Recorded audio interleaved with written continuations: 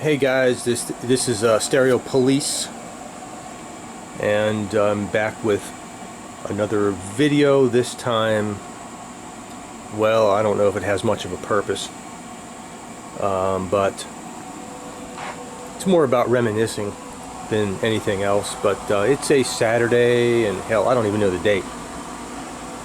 What is the date? I don't even know the date. Mid-August here in Virginia, and it's kind of a rare Saturday because I don't have a lot to do. I've already cut the grass and trimmed the yard, and I'm going to a party at the neighbor's house tonight, and something of a potluck, so I'm bringing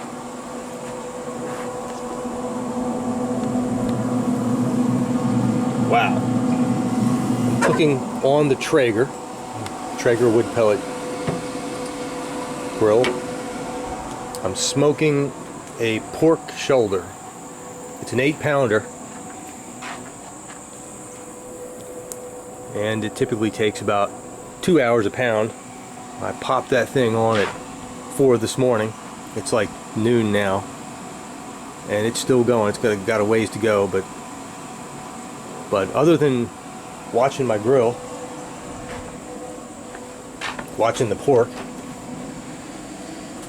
I didn't have much to do, which sometimes is a good thing. There's Jasper, obviously he has nothing to do either.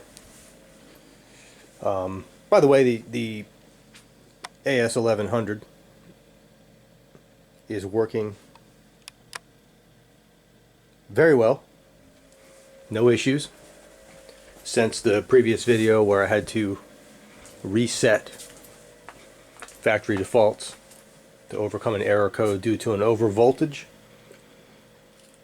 But so far so good. But pop this on the tripod here without a cut. So I was sitting around today and just kind of reminiscing. I don't know how I actually watched a video that who was it? What was that guy's name? Here I am struggling already. See, I don't script anything. Guttenberg, Steve Guttenberg, I think his name is. I know it's Guttenberg. Is it Steve, the audiophile guy? I like him. He's one of the channels that I watch on YouTube quite often. I don't look at too many things audio wise on YouTube, but I like him and some of his videos. And there's that other guy from PS Audio, Paul McGowan, is that his name? Paul. PS Audio. He does videos where he discusses or answers questions from subscribers who ask questions about various aspects of audio, and some of those are interesting. He answers them on a real cursory level.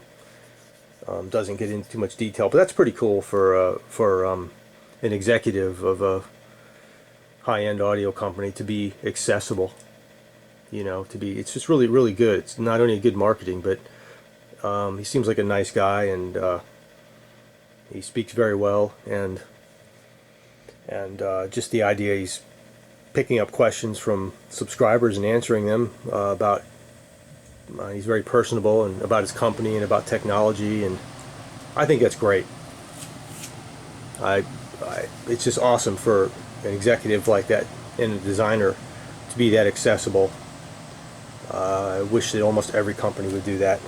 So I'm on a tangent, but I enjoy watching him answering questions. Answers are a little too cursory. I'm always wanting more depth, but like anything in public speaking, you have to know your audience and answer to your audience. And generally, his audience are not engineers; they're just folks buying audio equipment. So he does a great job. But anyway, I'm watching this Guttenberg video where, I don't know the title of it, but where he discusses the worst speaker he ever purchased, or he ever owned, purchased and owned. and I thought that was fun. That was a fun video to listen to that. And I don't even remember the name of the speaker. It was some weird speaker. It was some oddball speaker I've never heard of. Beverage, that's what it was. Weird name, Beverage something. But so that I watched that yesterday, and it kind of inspired me to look back and think about every speaker I ever owned, every significant speaker I ever owned, and the impact that those speakers had on me. Because I've always been a speaker guy, and amplifiers, but you know, as part of the hobby, I've always, I don't know, got the most satisfaction out of a good speaker, and purchasing speakers and bringing them home, and something about loudspeakers. And I think they do have the largest impact on overall sound. I mean, obviously everything in the system, everything in the signal path has an impact, but speakers outweigh everything else. I mean, the biggest impact on sound you're going to have is a loudspeaker. There's no doubt in my mind. Not to say that other components don't have a significant impact, but the loudspeaker is the biggest. And it's also one of the more you can subjectively easily discern differences between loudspeakers, whereas certain amps, when they reach a certain level, the differences between them are relatively small. You really have to dig deep. Not to say there aren't big differences between some amps, but speakers, colossal. And I've always been a speaker guy. I like the way they look, and you know, plus they take up the most space in the room. You want them to look good. You want, you know, the looks, the appearance. Then you have so many options on how they're designed and constructed. You know, do you want horns? Do you want dynamic cones? Do you want tweeters? Do you want a dome? Do you want, cone? Do you want, and the way they're arranged, there's so many different arrangements of, the multiple drivers, single, subwoofers, everything. So many variations. But so I got to thinking, and speakers are really what got me into audio. When I was a kid in the 70s, under 10 years old, I used to have a fascination with radios, portable, handheld radios, and CBs, and short waves, and AM, FM, those kinds of radios, small things, and that's all I could afford. And that kind of got, and I would always buy radios. My mom would get on me about it because I'd buy them and listen to it for a while, and gee whiz, they're brand new, and the smell and the look and all that, and then I would destroy them. I would end up taking them apart. I always had to get into the inside of a radio to look at the damn speaker. I had to see it, pull it out. Most of the times on these radios, you'd open it up and there's the speaker and it was glued in. So I had to take an X-Acto knife and get rid of the glue, and I'd look at it and turn it upside down and push on it and see how far it moves. And I was fascinated with speakers. I don't know why. Who knows why any of us are wired the way we are, but and then more often than not, I would end up not being able to get the radios back together again. Especially the larger radios that had the tuning dials with the string that would wind up around different pulleys and go there and go here, and I'd pop that damn string and have no idea how to get it back on. There goes the tuner, right? So anyway, I got to thinking about speakers and every speaker I ever owned, and I did this actually this morning. This is all spontaneous. So I just started thinking about which ones I owned, and I got on Google and was trying to find pictures. I couldn't find pictures of all of them, and just sort of a trip down memory lane. And I got to thinking, well, hell, if I'm surfing all this stuff, I'm just going to put together a little slide presentation here and talk about each of these speakers and the impact they had, and whether they were good or bad, and come to the conclusion as to what my favorite speakers of all time that I owned. Obviously there are lots of them I couldn't afford, but ones that I owned, which ones are my favorites and for what reasons. And I'm sure every one of you out there watching, if you're still watching at this point, it's not a very exciting video, but I'm sure you have the same kind of thing. Whether you're young or old like me, you've probably gone through a series of speakers, and they all had a certain impact. And then, of course, there's always the disaster purchases. And that's what the the Gutenberg video got me thinking about, because I've had a couple of those where it was, you know, it's always a love-fear kind of thing when you buy a new product, but particularly a loudspeaker, and you bring it home and you're not exactly sure, you know, whether, you know, did I just waste a crap load of money and I'm stuck with these beasts for, you know, how long? Or is this going to be the greatest thing ever? Am I going to fall in love with it, or am I going to hate it, or somewhere in between, you know? And speakers tend to be a pretty big purchase. Pretty big financial allotment a lot of times, right? So, anyway, onto my list. And I did this morning, and there may be a few I forgot about, I'm sure. But because these are the ones that popped into my mind as I was thinking about this, and I'm going to go in timeline sequence from the 70s on. These are the ones that popped into my mind, so I think clearly these are the ones that influenced me in one way or the other the most. So, getting right to it, first of all, oh, and I printed this out. I always print these things out rather than sitting at my computer and putting together a professional type slideshow, because mostly I try to avoid sitting behind the computer when I'm on my off time, because all I do from 8 in the morning to 7 at night is sit behind a computer. It's my job, my career. And I work in intellectual property law, and it can all be done by computer, but I'm there every damn day from 8 in the morning to 7 at night usually, and when I'm off, I don't want to sit in front of a computer. You know, unless there's something I'm extraordinarily interested in. So I just got on Google and found my speakers and things, and I popped it on a PowerPoint and made a PDF and printed it out because I wanted to get the hell away from the computer. Okay, so in the 70s, I was into these radios, and you know, and some of the radios were great, you know. And then boom boxes came along, and I had to get a boom box with you know, the 2 woofers and 2 tweeters and that sort of thing. And then finally, at some point, I got my first real stereo, and I remember, and I found it, the exact one on Google, and it was a Lloyd's. I don't remember the model number, but that's it. And it had a phonograph on top and a cassette player with a little rack on the left to hold the cassettes. You know, cassettes were, back then, were really the only option for making your own recordings. 8-tracks were horrendous from beginning to end. Perhaps the worst, there's a topic for you, the worst audio format ever. I say it's the 8-track. But that's another topic. But so I had a cassette deck, and it had a tuner, and I loved the VU meters. I don't know if you can see it there, but it had a little VU meter. It was a tuning meter for tuning in stations, you know, a signal strength meter. But nevertheless, it was a VU meter, and it moved, and that's all I cared about. Yeah, this is in the late 70s. I was, I don't know, maybe, well, mid 70s. I might have been 10 years old when I got this thing. Somewhere around then. And it came, and I couldn't find the pictures of the speakers at all, but it came with 2 speakers, and they were, the insignia on the speakers, it wasn't Lloyd speakers, they were Marshall, like the musical equipment amps, Marshall. Same font and everything. And they were basically 2 8-inch full range drivers, and a port, a hole in the cabinet, and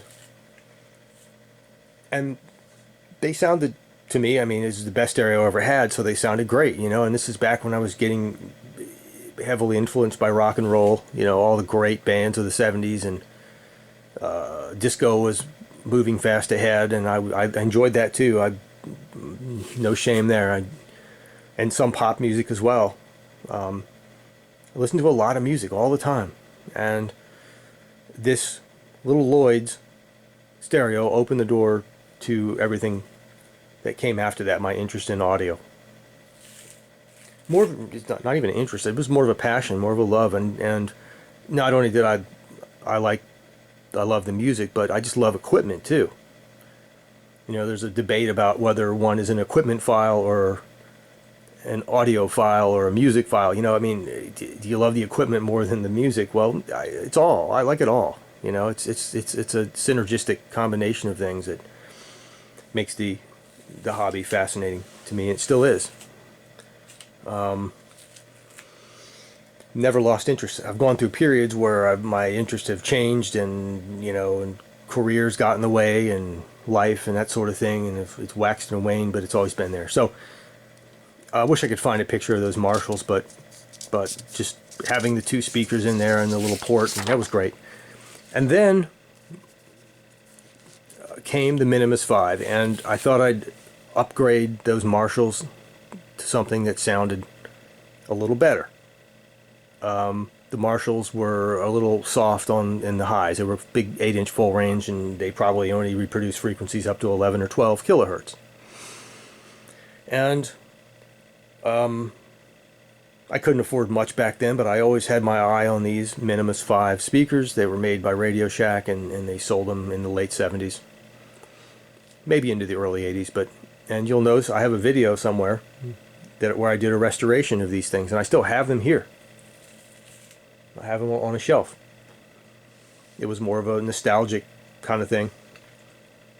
But, and I also like the looks of them. I always liked the horn look, you know, and it just, and this is back when the Altec Lansing had their various speaker lines out that had a horn on the top and a woofer on the bottom, you know, the Altec 19s, and there were others. And of course, those were just colossal speakers and gobs of money. So, you know, a little kid can't afford that. So I thought, hey, it's a mini version of it right here. Hey, cool. Because it looks, not only the sound, but I always like the looks of things too. You know, how they looked. And this little speaker did the trick. And it really sounded good. Not as much bass as those old Marshall speakers with the Lloyds, but the mid-range and treble really opened up.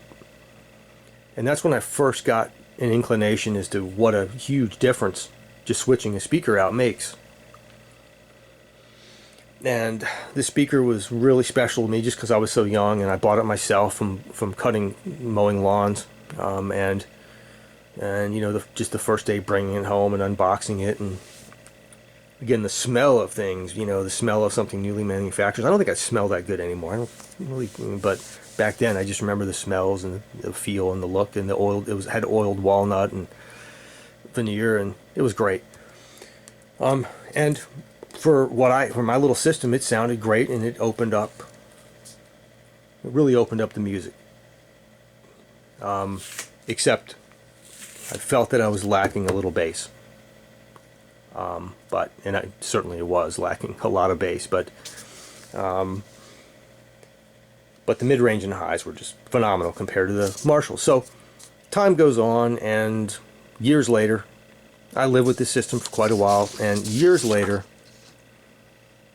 there was this company called Lafayette Radio, and they probably went out of business in 1979, 1980. But they were basically a Radio Shack type company.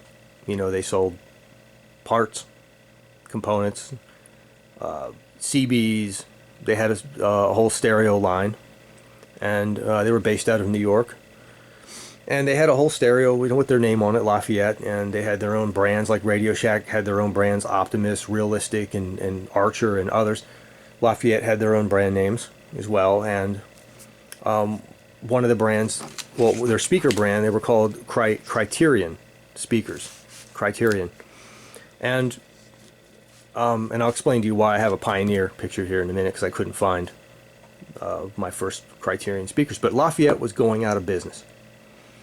And they had going out of business sale. There was a store right around the corner from where I lived, where I grew up in Northern Virginia.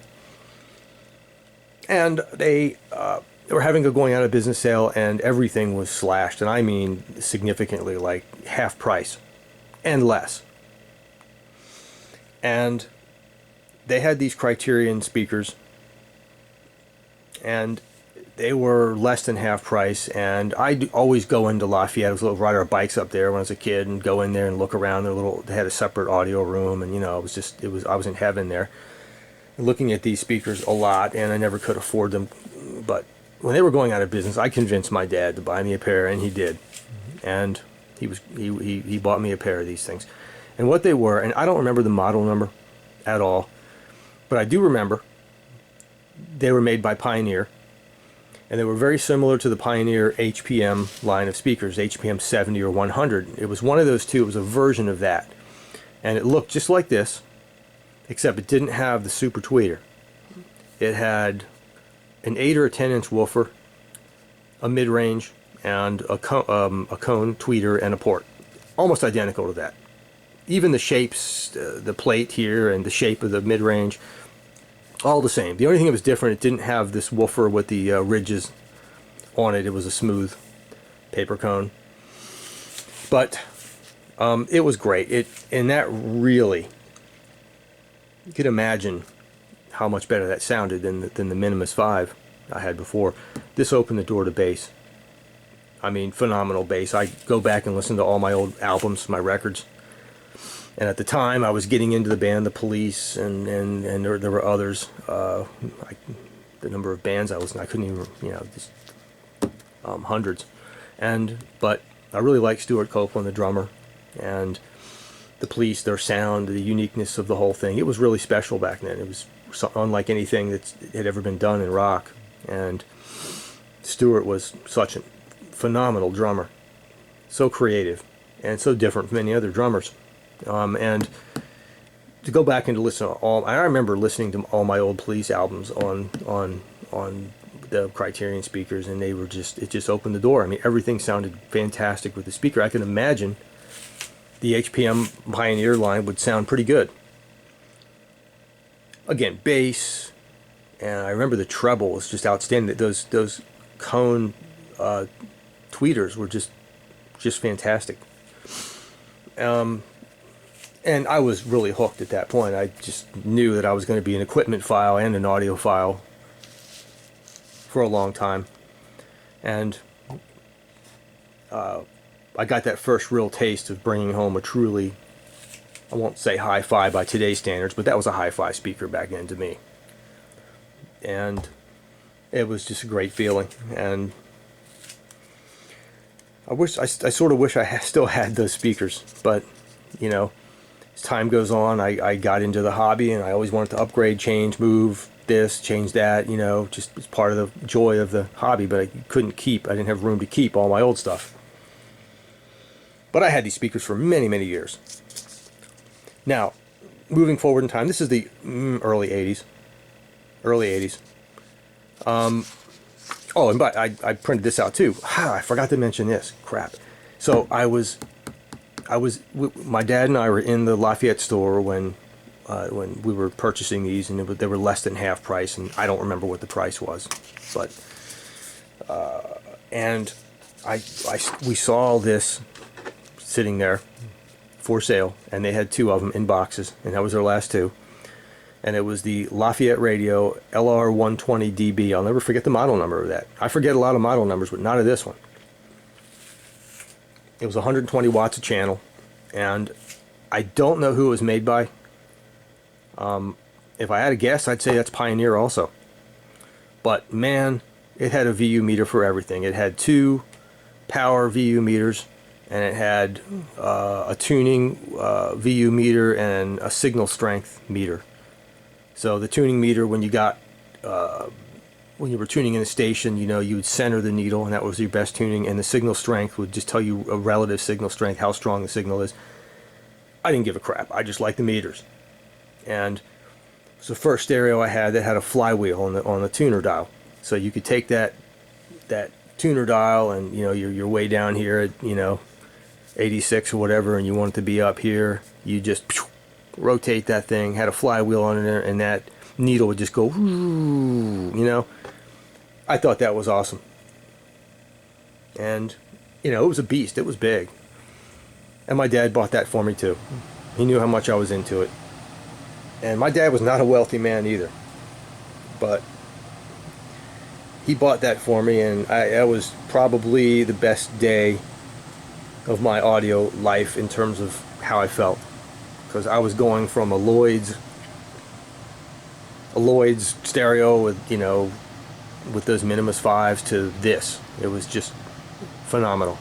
And so this, I paired this with those Criterion speakers, and it was, again, that's really opened the doors to everything. It was just fantastic, just awesome.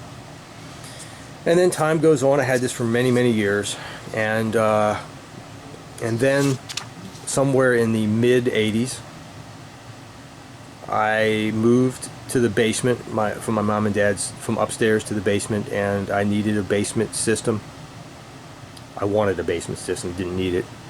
And for the basement, I purchased a Sherwood, used at a yard sale, a Sherwood tube receiver. I couldn't find anything like that online, so I don't have a picture of it.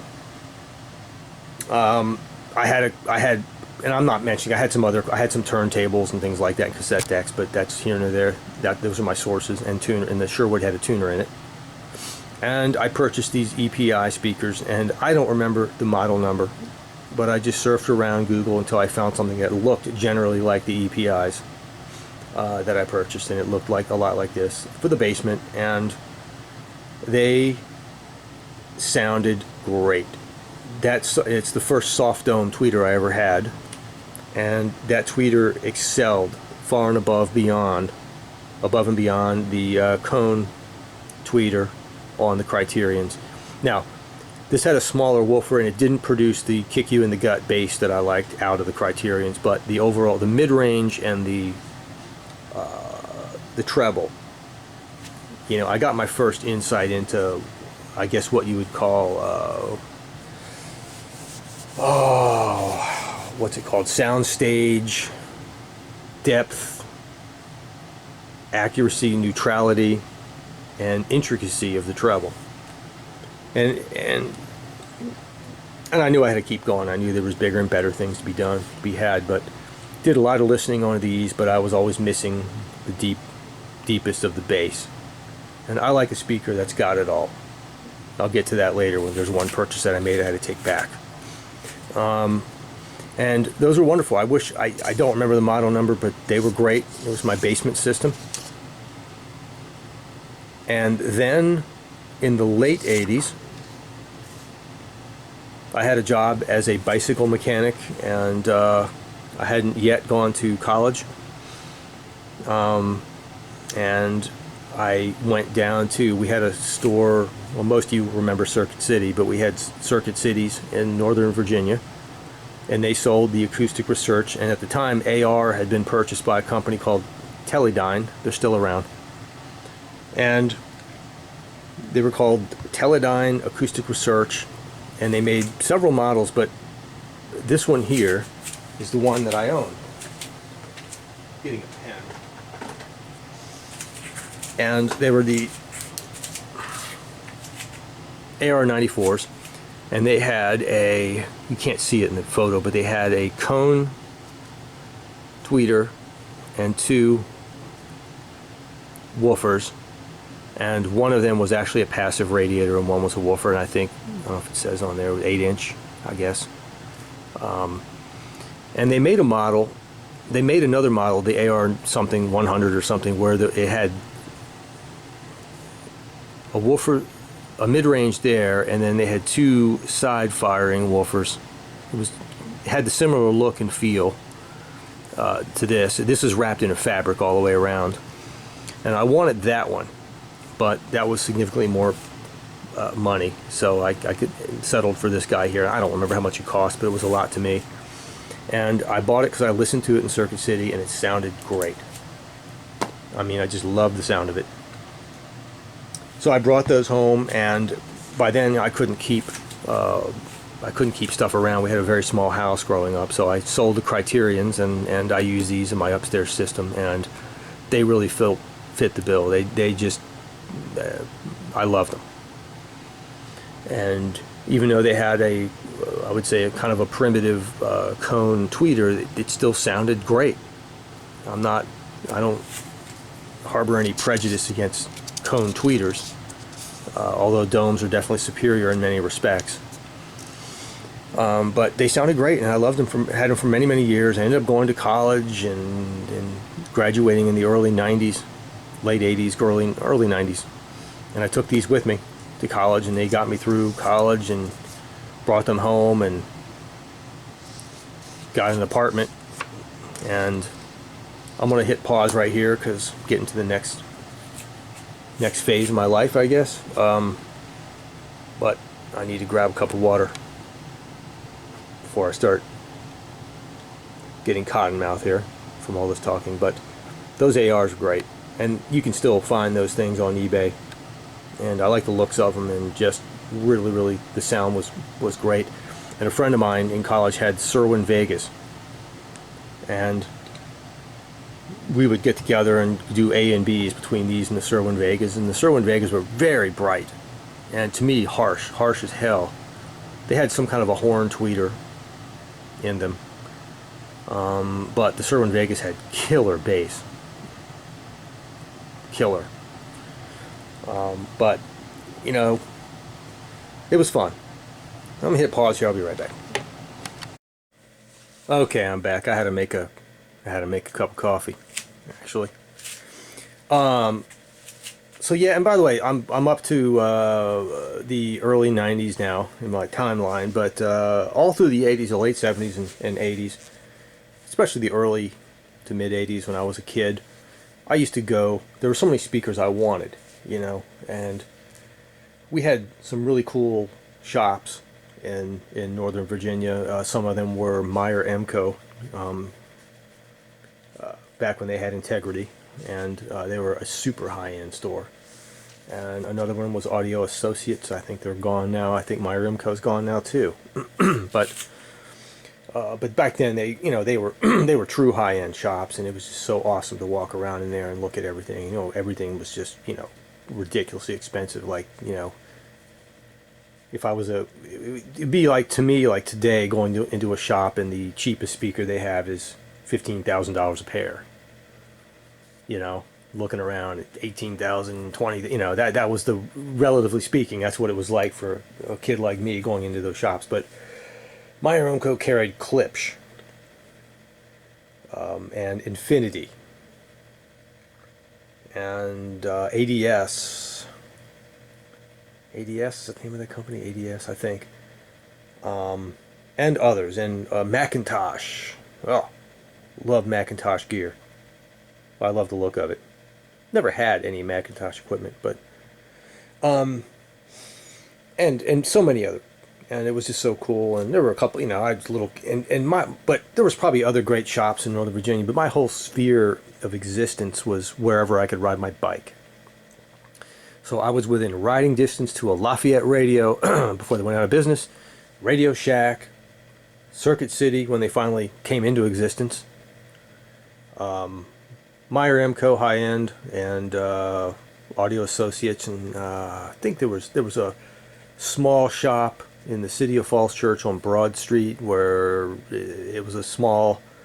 They had a lot of used and new stuff, and they really cool stuff there too. That was just awesome. Point being, there were so many things that I wanted but couldn't get. But you get what you can get. You know, there was no credit back then. You had to have the money to buy it, at least not for a kid. So along comes the 90s, and I was out of college, graduated with a couple degrees in electrical engineering, and got my first job,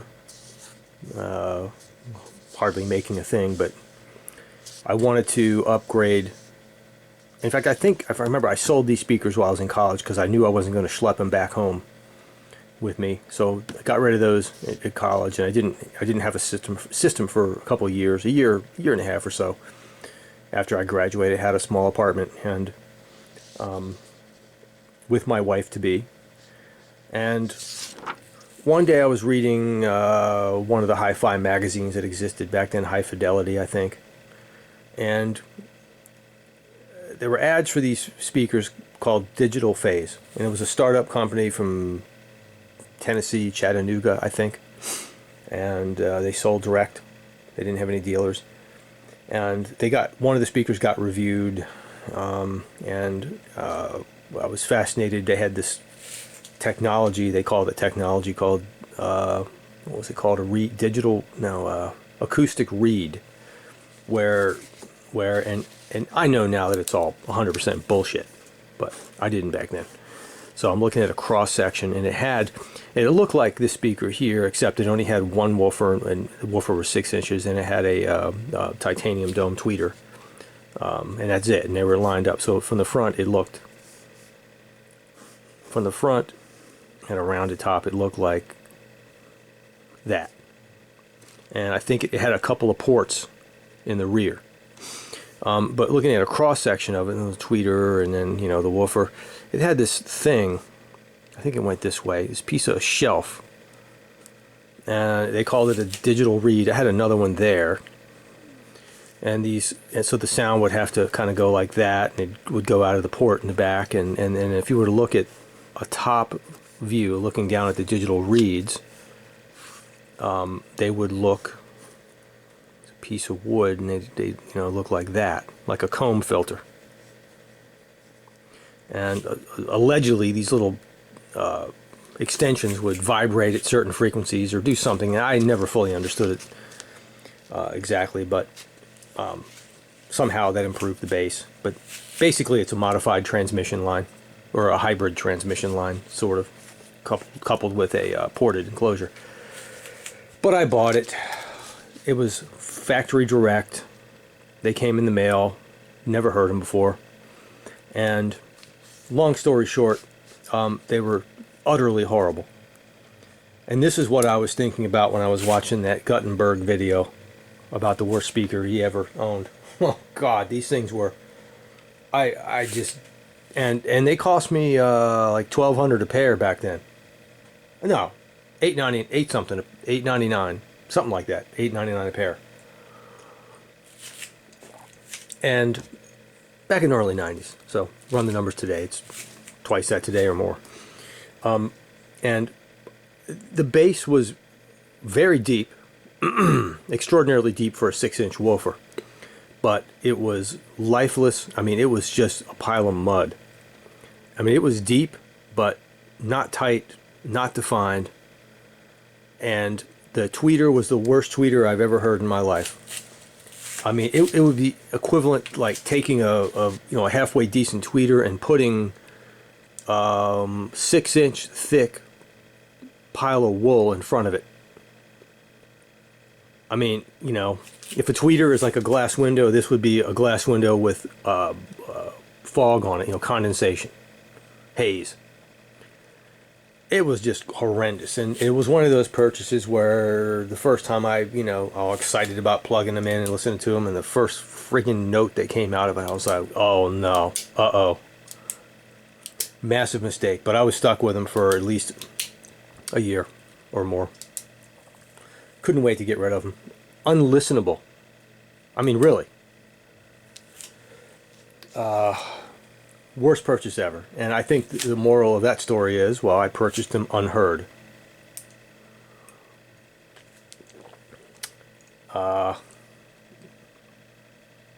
Just rotten. I kept thinking, and I remember I kept thinking, well, they're going to open up one day, break in and all this stuff, and one day I'm going to sit down and it's going to be like, something magical happened overnight, or it never happened. It was just, so that was a horrible purchase, and I ended up selling them about a year and a half later to somebody, thank goodness. They auditioned them, they heard them, and they bought them. They were really into the bass they produced, and I replaced them. I went down to Audio Associates. They were still in business, and they were also a Klipsch dealer, and I bought these KG 4.2s. This is exactly the model I purchased. And it had a, I forget, this is 10-inch woofer, a passive radiator, and a horn mid-range tweeter.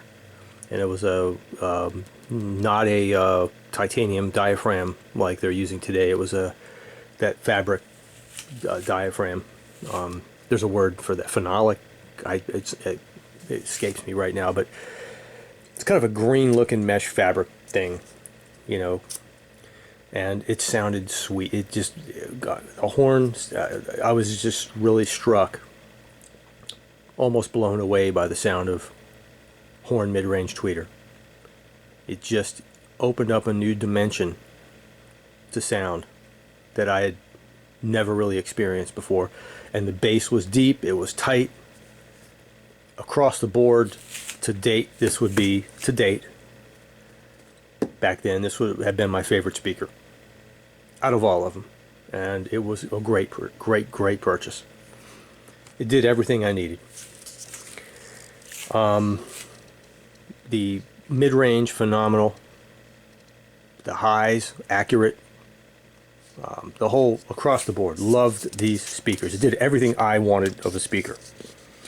And I fully realized everyone's got something different they're looking for, they're listening for, a different characteristic. You know, every speaker's got a characteristic of its own, and we're all different, but this speaker did it for me. And I had these for 4 or 5 years, until I was blown away once again. Audio Associates started carrying a new line, NHT, a company that stands for Now Hear This. I think they still exist, and not in the same form that they did back then. But and they made only 4 or 5 speakers. Now I think I was on the website a couple weeks ago just to seeing what they were up to, and they make like a gazillion different things. And it's not the company I remember. But their second, they had a top of the line speaker that was larger than this one, but this is their second down. And I don't remember the cost, but I know they cost me a lot. And this is a black one. You can't tell, it's a black and white photograph. Mine was like a cherry wood of some kind. It was beautiful, gorgeous. It had a composite 6-inch or so mid-range. It had an aluminum dome tweeter, and it had a side-firing 8-inch woofer or subwoofer, and it had a port in the rear. And this speaker did everything, and it's the best sounding, the most accurate highs, and the best, sweetest sounding mid-range I had ever heard up to this point. I mean, they were just, and this is a sweet spot speaker, man. They were, if you look, they were angled in. So if you were to look at the top of the speaker, looking down, they had an angle to them like this. The baffles did. So you didn't really have to toe them in. They were, you know, naturally towed in. But when you found that sweet spot, it was right on. It was just heaven. I mean, and the bass, I think, if I remember, the bass went down, on paper, it went down to the 20s, I think. And you could feel every bit of it. There was no deception there. It was deep. I would say to date, including my current speakers, this is still the deepest bass I've ever experienced. Just deep, but also accurate. And not muddy. And it had a slam factor to it. That woofer, it's just phenomenal. So this right here, and I mean, I bet you even today, if you could find a pair of these things, and if they were in good electrical condition, they would knock your socks off. They're just great. And this would have been the mid to late 90s. And I'm not going over the other equipment I had. I also had upgraded some things like that. I had so much stuff I can't even, you know, talk about all that. But we're just talking about speakers here. But wonderful. And I remember at the time I was driving this with one of 2 amps. I had an Anthem tube amplifier back when they made tube equipment. Anthem was a spin-off of a company called Sonic Frontiers. Somehow they had a relationship with Sonic Frontiers, which was a tube company, and Anthem made a lower cost tube amp. I remember it was like something on the order of $1,200 maybe for this EL34 based tube amp, and it was a wonderful amp. And I also had a solid state Harman Kardon signature amp, as well as a solid state, oh gosh, Rotel. and I'd rotate between those three. They all had different characteristics. And then one day, I actually took a lateral move. One day I went to this shop in Chantilly, Virginia, this high-end audio shop, and they carried Lin equipment, among other things. And I remember, and again, this is late 90s, maybe early 2000s, and I was blown away by these Lin Ninka speakers. And basically blown away by their mid-range and highs. And it had the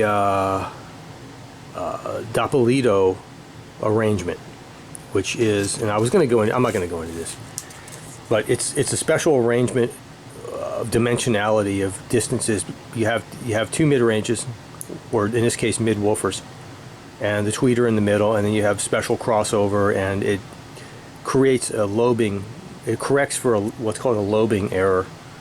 That's by virtue of just how sound interferes. Sound from two different sources side by side interfere with each other, and I was going to talk about that. I'm not going to talk about that.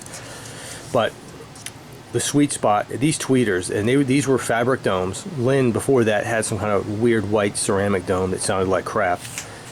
But they upgraded or changed their design to these fabric domes, which are probably the most, I always use the word delicate. I don't know why, but the highs were just so resolved and accurate. Not a hint of coloration. Delicate as hell, every little thing. And to date, that might be the best soft dome tweeter I've ever heard. I'm sure of it. So these tweeters excelled over the aluminum domes of the NHTs. Now the NHTs killed these in bass. Don't get me wrong, but it didn't much matter. These were infinite baffle enclosures. There was no port. But just something about that Doppolito arrangement, that sound when you're in the sweet spot, it really did work. And just I could listen for hours on end to things. And I ended up selling the NHTs because I couldn't keep everything, so I just wanted to, I was like moving on, something different, but I missed that deep bass, I really did. But these were just so awesome. And so I got to thinking, well, a couple years went by and I got a bonus at work, and I got thinking, well, these are so good, I need to upgrade and I need to get that bass that I was missing. And so I went back to Lin, went back to the store that sold Lin, and I purchased, and I listened to them in the store and they sounded good, and I purchased Lin AV5140s. And these didn't have the Doppolito arrangement, but it had a mid-range, it had this exact same tweeter in the Ninkas, and it had this rear-facing, I don't know, 12-inch, I think.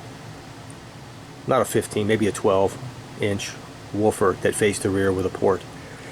And I got them home, and these were significantly more expensive, and I traded the Ninkas in. No, I sold them, sorry, that was an eBay sell. Sold those things. And, well, once again, I was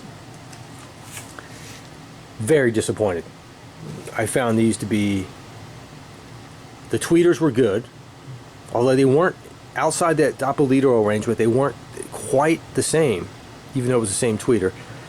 Mid-range wasn't even nearly as good as the Ninkas. It's just something, I don't know, those drivers they used in the Ninkas were much better in the mid-range, and the bass was horrendous. I would have expected, when I got this home in my room, which I was familiar, the room I had at the time, I was familiar with many different models of speakers in that room, and even the NHTs. And I'm thinking these are gonna best the NHTs. They got to. It's got that 15-inch speaker, and on paper they went as low, and the whole thing. They were just horrible. Bass was muddy, not deep at all, not even close to the NHTs. And there was just something about the overall character of them that just did not do it for me. I did not, and I was back to the point where I didn't enjoy listening to music through them. I mean, just like, now they weren't nearly as bad as those digital phase speakers, but this was my second worst purchase of all time. couldn't wait to get rid of them from the first hour I listened to them. Again, that sinking feeling. I just dropped, and these were a lot of money. Oh, I don't even want to think about it. Awful feeling. Dropping that much money and hating it right off the bat. But I listened to them. I mean, you know, they were listenable, unlike the digital phase, which were just unlistenable. These were listenable, and they were, you know, I mean, but just not even as good as my old ARs, my old AR 94s. I mean, not. And then time goes on. I end up moving. Every time my wife and I moved, we've moved several times, and every time I move, I usually sell most of my equipment rather than move it, so I can start fresh and have that great feeling of buying something new, and you know, the whole shopping and the whole pursuit of the hunt and the whole thing. So ended up moving down to Charlottesville, and from Northern Virginia. So I got rid of my speakers and some other equipment, and year or two went by, and I didn't really have a main system anymore. I had a home theater, but not really a main system. And I got nostalgic, and I got really nostalgic, and I wanted a bucket list item. I guess that's the best way to put it. I wanted the speakers that I couldn't get when I was a kid. The reason I bought these, I wanted the speakers that I couldn't have when I was a kid, and that was the Model 19 Altec Lansing. And I have videos of these speakers. That's when I first started making videos. When I started my YouTube channel was right about the time that I had these speakers. And the journey of buying these, I believe it was the AudioGone website, found them. And I had to drive for 4 hours to meet some guy who had these in a rented van, and you know, it was a whole risky thing. And they were a decent amount of money, but to me worth it. And they had been restored, allegedly, and they were in decent condition. And oh, by the way, this is an actual picture of it. I was when I was making this slides this morning, I like all these speakers, I just Googled in the model number and the name, and I'm like, wow, look at that. I Googled an Altec 19, and there's a picture of mine. I'm like, wow, I've made it to Google. I felt like Steve Martin in The Jerk, you know, when the new phone book arrived, you know. Felt just like that. And so bought the 19s, and they were ready to go. They didn't need any restoration. And well, I'm of mixed feelings about them. Long story short, bass, wonderful, tight, not the deepest, but accurate, tight, you know, all the things I like, slam factor there, that sort of thing.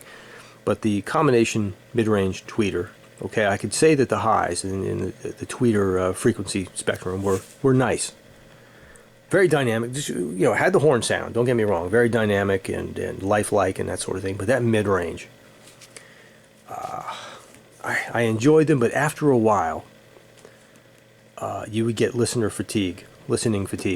That mid-range had an area somewhere in there that was harsh as hell. Grating harsh. Something, you know, and when you turn them up, and every now and then a singer would hit a note or something, you go, you know, you cringe. And it just had a certain element of fatigue into it, and you know, it was fun to have. It was a bucket list item, but I knew they had to go eventually because they were not a serious audiophile speaker to me. They were fun. Huge. Heavy. Massive. I like how they look. But, lots of fatigue. Probably, the digital phase speakers were the worst speakers I ever had. They were unlistenable. I would say that this right here was the Altec 19s were the most fatiguing speaker I'd ever owned. There were aspects of them that were awesome, but the fatigue factor, couldn't handle it eventually. It's like, I can't deal with it. It was the mid-range. I don't know what it was. But anyway, So, you know, I had these for a little while, and here's where I think I'm forgetting a speaker, even though this was the mid 2000s. But I know I'm forgetting something. Anyway, we moved again, had to get rid of these monsters, and moved to my current location. And I was absent a main stereo for a year or so. And, you know, it takes a lot to move. You got to get things situated. There's things to work on, you know, tons of things around the house to get fixed up and furniture to buy and this, that, and the other. Just I was busy as heck, so I didn't have time for the hobby. But one day, I wasn't, you've probably seen these Bose 901s in some of my videos. I just got the idea, well, you know what? I want another bucket list item. I'd always seen these growing up in magazines. They were all over. They were ubiquitous. They were everywhere. Everyone carried Bose in the 80s.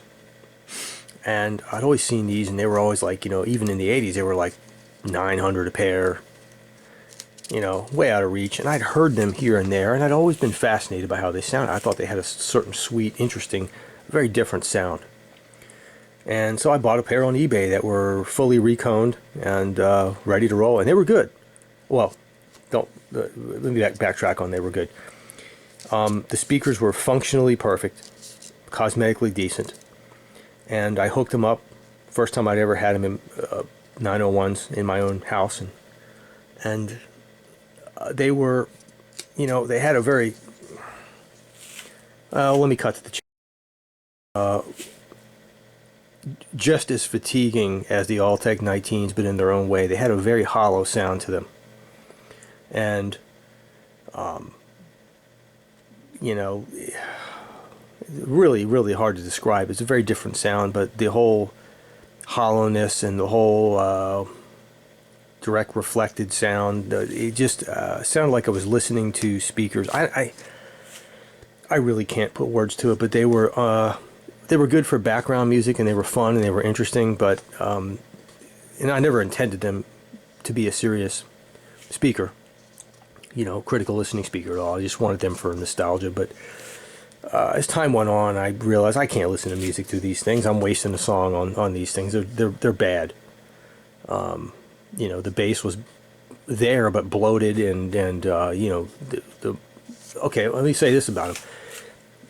They lacked bass resolution to an extent that I've never heard a speaker lack bass resolution ever. Just absolutely horrible in the bass area.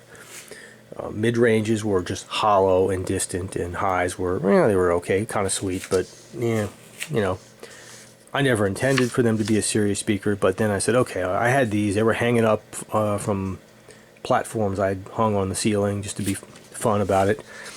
And then I purchased, and this speaker never made it to any of my videos, I don't believe.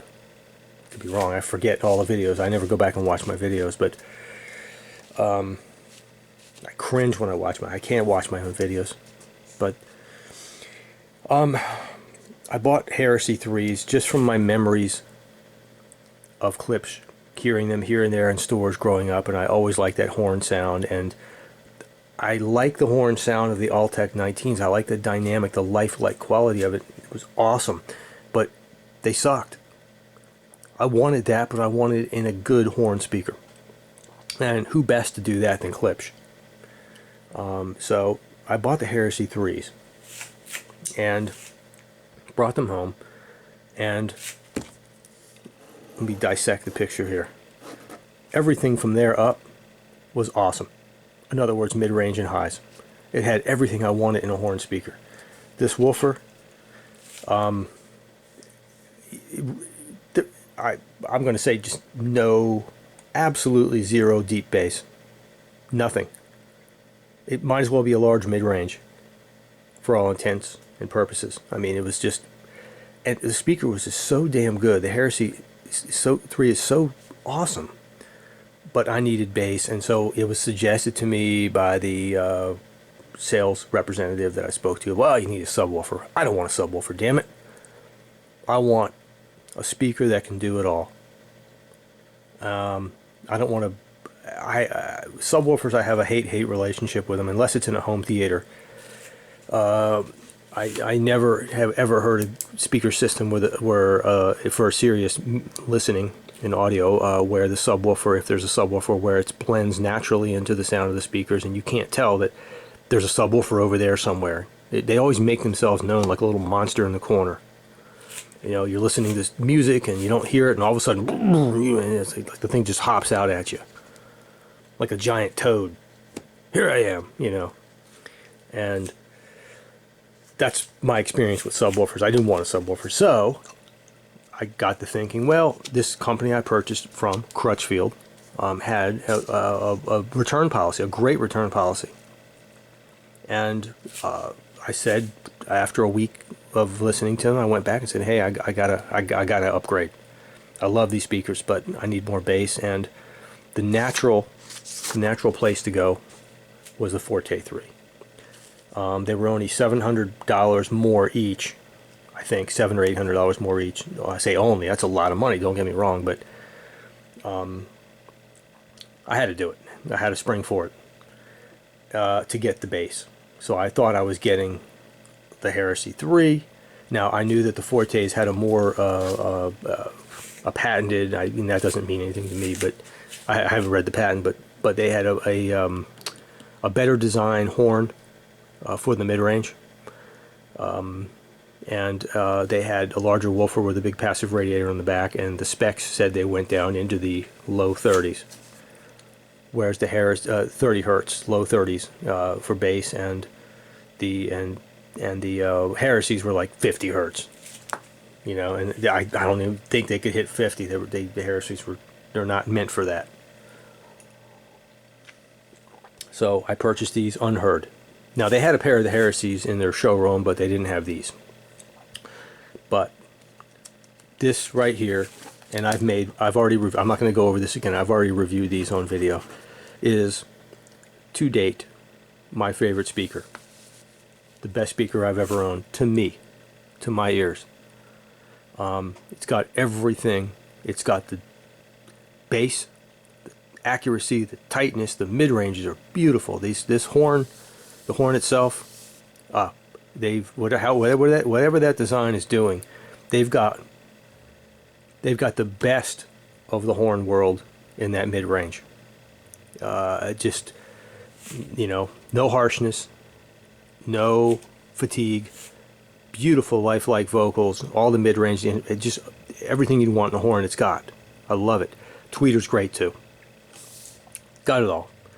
Most well-rounded, does everything correctly, to me. So, and that's where I am today. This is it. It's what I have. So all in all, I would say, let me go back real quick. Hang on a second. Okay, so just to recap, and by the way, as you notice, none of these speakers I've ever owned are super duper ultra rich guy speakers. I don't have that kind of scratch. And a lot of these ultra expensive speakers I've never heard. I wouldn't even know where to hear them. And I don't care. These speakers are all within my realm, and this is what I own. That's what I could afford, and it's still, regardless of most of these things, brought a lot of joy, you know. And it's really not about, to some degree, not about how much you can spend. When you reach a certain quality, a certain threshold, you get diminishing returns on dollars spent on speakers. But anyway, so Minimus 5's Criterion.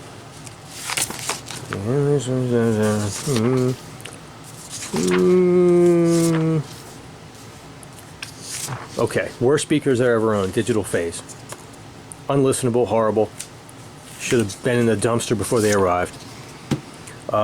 Way up there. Klipsch KG 4.2s. Obviously, I like horns. These are a favorite. Might be my third most favorite speakers. Let me go through this. Oh yeah, NHT 2.5 eyes. I would say on my list, my Klipsch Forte 3s are number one. Okay, I would say these are number two. Yep, My second favorite speaker of all time, 2.5 eyes. In some respects, I wish I had them right now because they're so different from the Klipsch. They're equals in many ways. Number 3, Lin Ninkas. They're really special. These things are freaking awesome in their own way.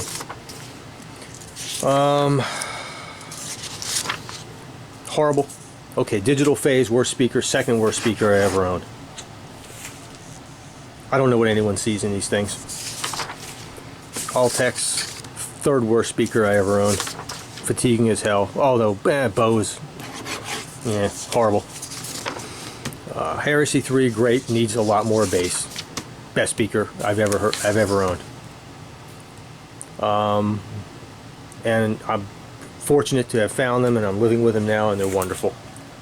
Now, real quick, I don't go shopping for audio equipment anymore. I used to, when I was growing up, I'd, go into these shops. There's not many shops left. The online has destroyed a lot of brick and mortar places. But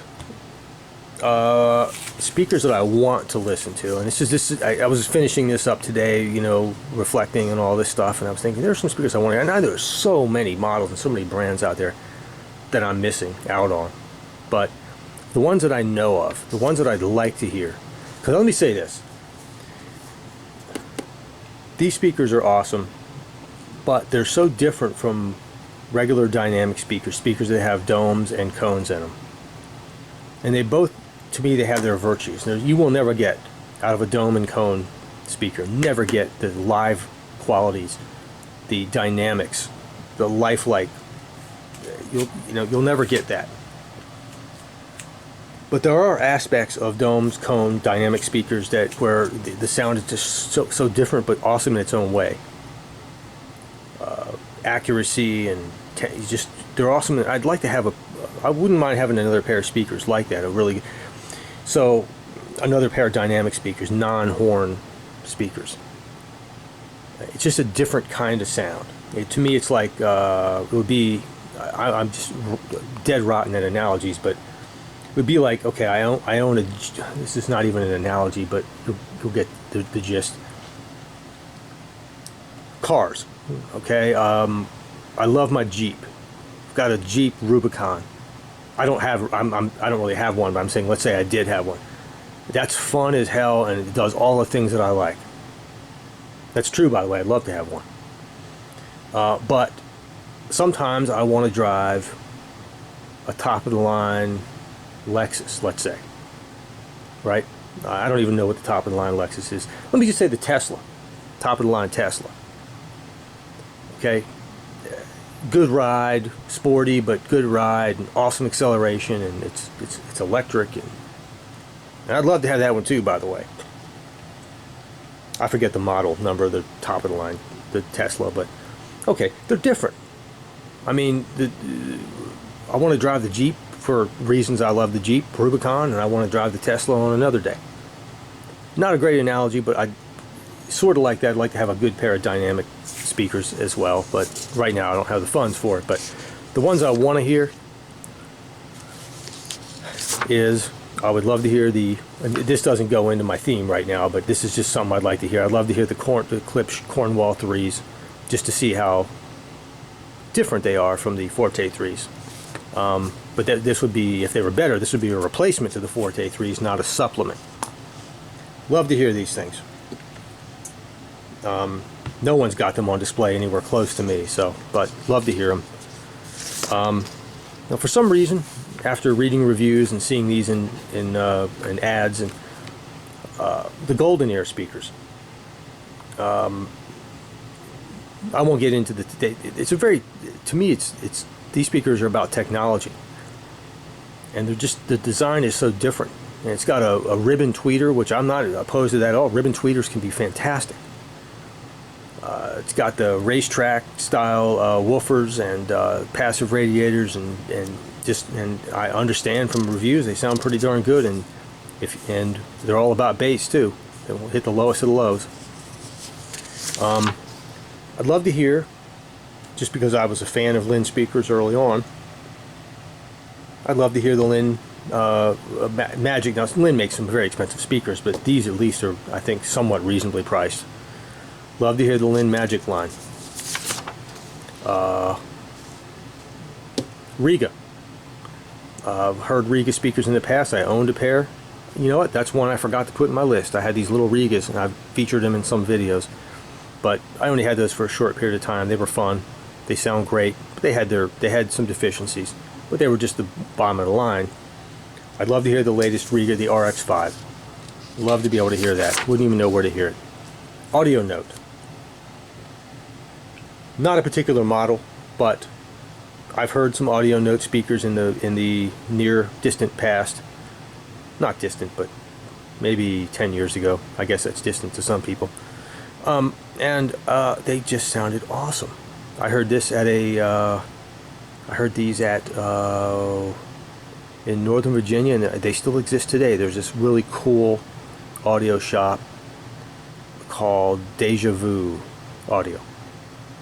And I heard them there, and they sounded great. I couldn't afford them at the time. I would have walked out with them, but I'd love to hear these again just for comparison. And this is a ridiculous speaker right here. This has nothing to do. These things are $15,000 each. But JBL, you know how Klipsch is still true to their heritage. They haven't. They you know, even though they have their Chinese-made line, they still have their heritage line, where they're still made in Arkansas, and using classic horn, classic speaker technology, and they still sound great, right? My Forte 3 is great. JBL, even though they produce a crap line, and they have for many years, you know, their Pop-Tart line. They have, JBL has a subsidiary called JBL Synergy. Is that Synergy? Yeah, Synergy. And they still make these wonderful, beautifully crafted horn-loaded speakers with horn mids and tweeters. They're very expensive, but I've never heard them. I wouldn't know where to hear them. I'd love to hear them. I bet you they're fantastic. Couldn't buy them though. So. But just something that I've always been interested in. Not always, but for years I've been interested in these things. I'd love to know if anyone's ever heard them. But that's it. That's my walk down memory lane on a Saturday. I've got to go check my my pork roast, my pork shoulder. You know, it was fun to do this. I was just, like I said, I was just doing it, sort of sitting behind the computer by myself, and thought I'd make a video about it, and maybe you guys have similar stories about it. I'd actually love to hear if you. I can't. I don't. I try to respond to comments when I can, but sometimes I'm off work or out of the state or whatever, and I can't respond to everything. And I come back and I forget to respond. But I'd still love to hear maybe what your favorite speaker was that you ever purchased. Might not even be the one you own now. And the worst speaker purchase you ever made. Just like my experience, just horrendous, gut-wrenching, heart-sinking. Oh my God, I made a mistake. Oh, this is horrible. Oh, I wasted money. You know, terrible feeling. Anyway. If you made it to the very end of this video, again, I'd say nothing that interesting going on here, just a day I decided to make a video. It's kind of refreshing to do this if I have nothing else to do. Thanks for watching if you made it to the end, and thumbs up are appreciated. I don't you know, subscribe if you care to. I don't do this to get subscribers or even thumbs up. I'm not into that sort of thing. It doesn't mean much to me. It does mean something to me, but that's not the reason I do it. I'm not begging for subscribers, and I don't monetize anything. I just do it for those of you guys who are. It's really refreshing to see that other people, especially young people, but are still into this hobby and still have a similar passion about things, and really enjoy it and get something out of it. I know there's a lot of distractions these days. You know, when I was young, there were no cell phones, there were no PCs, the internet wasn't invented yet, And you know, that's why we built kits, and we were into electronics, but it was all electronics industry, for young people, was centered around the early days of video games, Pong, Atari, and then audio and stereos and music, and even kit building and things like that. And that was it. But there's so many distractions these days. It's really cool to see some young people really into the hobby and really caring about this stuff. And it brings you a lot of pleasure, and I think that's awesome. That's the reason I make the videos. But anyway, thanks again for watching, and I hope this sparks some memories of your own. Feel free to comment. Ciao.